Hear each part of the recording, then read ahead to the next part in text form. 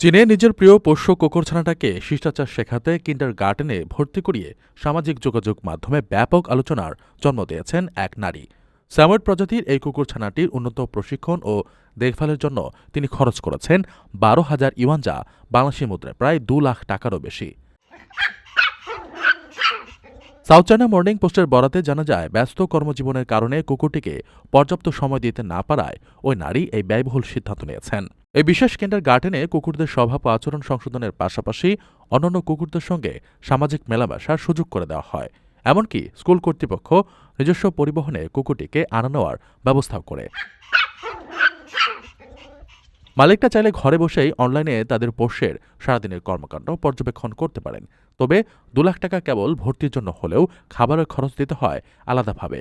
চীনে সাম্প্রতিক সময়ে পোষা প্রাণীদের পরিবারের সদস্য হিসেবে বিবেচনা করার প্রবণতা বাড়ছে। ২০২৬ সালের এক প্রতিবেদন অনুযায়ী দেশটিতে পোষা প্রাণী খাতের বাজার কয়েক বিলিয়ন ডলার ছাড়িয়ে গেছে। তবে কুকুরছানার পড়াশোনার পেছনে এমন বিপুল অর্থ ব্যয়ের খবরটি নেটিজেনদের মধ্যে বেশ কৌতূহল ও বিস্ময়ের সৃষ্টি করেছে।